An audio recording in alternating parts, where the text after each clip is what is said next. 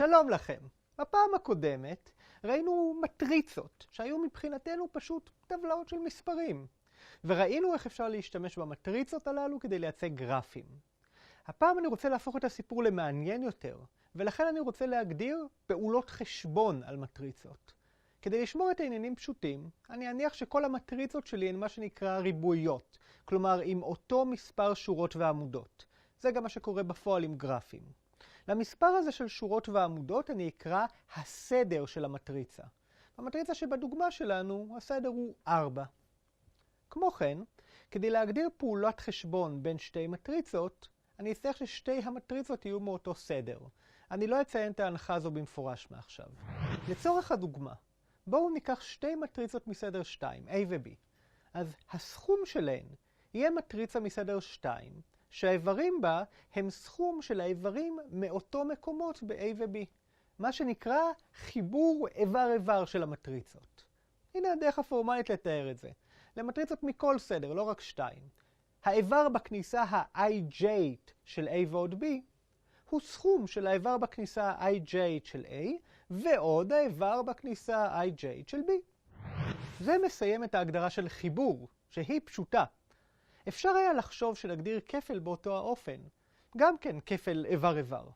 ובכן, משתמשים לפעמים גם בכפל הזה עבור מטריצות, אבל הוא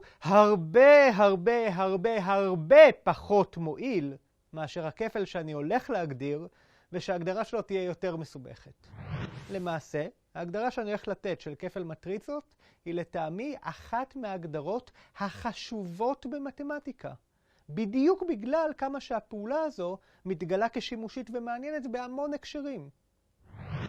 אם אתם זוכרים מה הלך בפרק על פונקציות יוצרות, יש לנו פה סיטואציה דומה.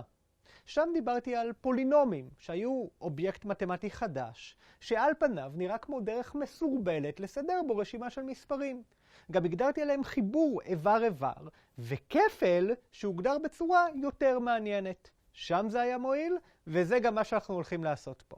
אני לא מאמין בלשמור אתכם במתח, ולכן אציג עכשיו את ההגדרה, אבל אין סיבה שנבין אותה או למה היא טובה בשלב הזה, רק שתהיה כתובה לנו בצד.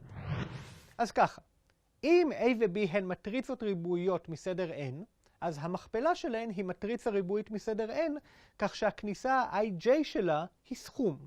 עוברים סדרתית על האיברים בשורה ה-i של A והעמודה j של B, וכופלים איבר-איבר את האיברים שמוצאים שם, ואז סוכמים את כל המכפלות הללו.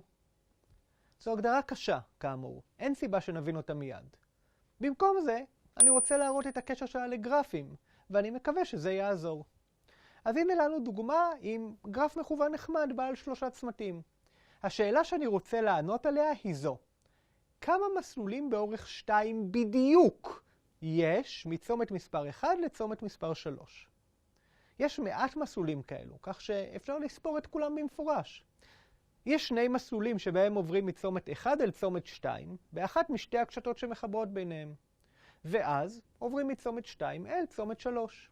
עוד מסלול הוא זה שבו מבזבזים את הצעד הראשון על להישאר ב-1, ואז בצעד השני עוברים ישירות ל-3.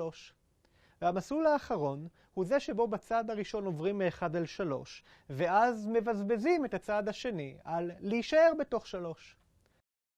סך הכל 4 מסלולים.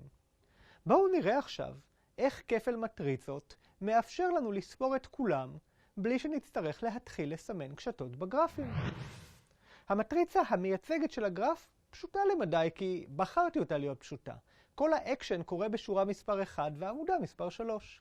באופן לא מפתיע, אלו השורות והעמודות שיעניינו אותנו. אני לוקח את A וכופל אותה בעצמה.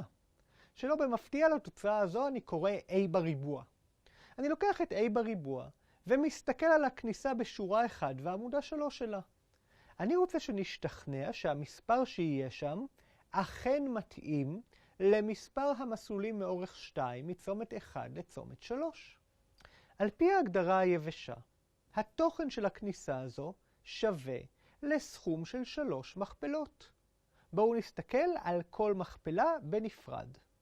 המכפלה הראשונה בסכום אומרת, קחו את מספר המסלולים מ-1 לעצמו ותכפלו במספר המסלולים מ-1 אל 3.